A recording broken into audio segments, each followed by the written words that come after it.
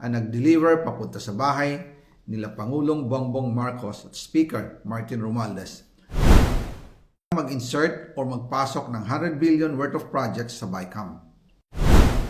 Sana po ay hindi nila ako mapatay bago ko mailabas ang lahat.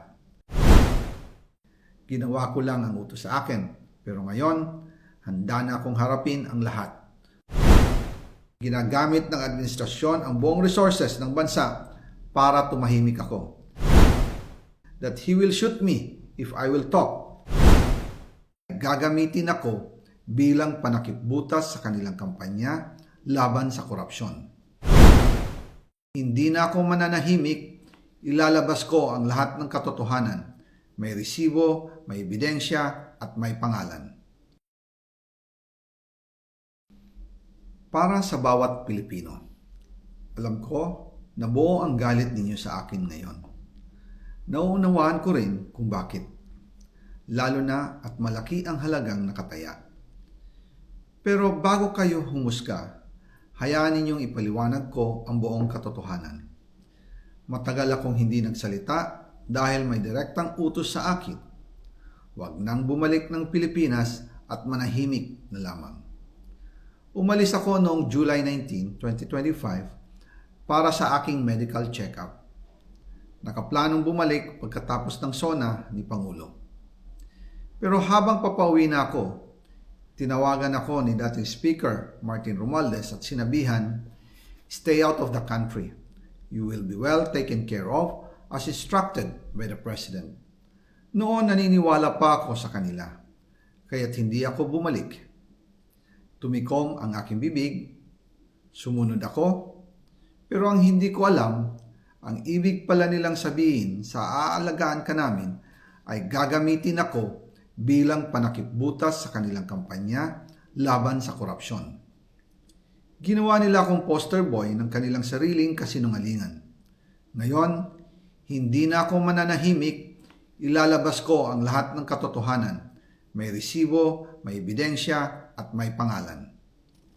Nagsimula ito nung tumawag si Sekmina Pangandaman sa akin nung nag-umpisa ang BICAM process last year, 2024. Ang sabi niya, katatapos lang ng meeting nila ni Pangulo at may instructions na mag-insert o magpasok ng 100 billion worth of projects sa BICAM. At sinabi pa ni Sekmina, you can confirm with Yusek Adrian Bersamin dahil magkasama sila sa meeting ni Pangulong BBM noong araw na yon.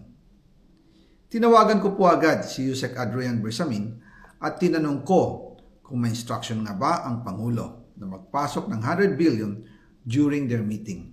Ang sabi niya ay totoo nga po. Right after our conversation, tinawagan ko po si dating Speaker Martin Romualdez at nireport ko ang instructions ng Presidente to insert the 100 billion projects. At sinabi niya sa akin, what the President wants, he gets. After ng ilang araw, nag-set po ng meeting si Sekmina Pangandaman at Yusek Adrian Bersamin sa amin ni dating Speaker Martin Romualdez sa Aguado Building in front of Gate 4 ng Malacanang at nandun din po si Yusek Jojo Cadiz. During the meeting, binigay po ni Yusek Adrian Bersamin ang listahan na worth 100 billion. Tinanong ko po si Yusek Adrian kung saan galing ang listahan. Ang sagot niya, galing kay PBBM mismo at binigay niya ito mula sa brown leather bag.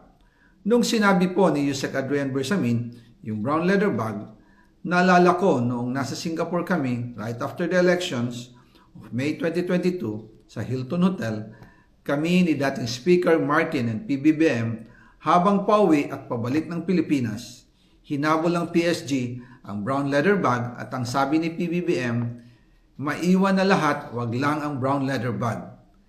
Kaya naniwala ko na utos talaga ito ng Pangulo.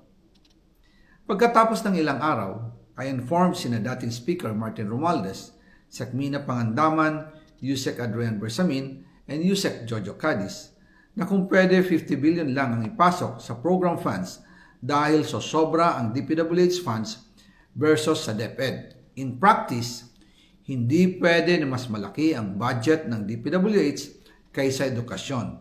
And yung balance na 50 billion, ilagay na lang sa unprogrammed funds for the 2025 budget dahil Office of the President din ang nagre-release ng lahat ng unprogrammed funds. Pagkatapos ng isang araw, tinawagan ako ni Sec Mina at sinabi ang mensahe ng Pangulo. Ipasok ninyo yan dahil pinangako na sa akin ni Speaker Martinian at hindi na pwedeng baguhin. Kumbaga, ang utos ng hari hindi pwedeng mabali. Again, I informed the Speaker and asked clearance about the instructions ng Pangulo. At ang sabi niya, wala tayong magagawa. Kaya po nagtataka ako kung bakit sinasabi ni Pangulo na hindi niya makilala ang budget, samantalang lahat na binawas at dinagdag sa mga ahensya ng gobyerno ay humihingi ng approval sa kanya si Sec Mina Pangandaman.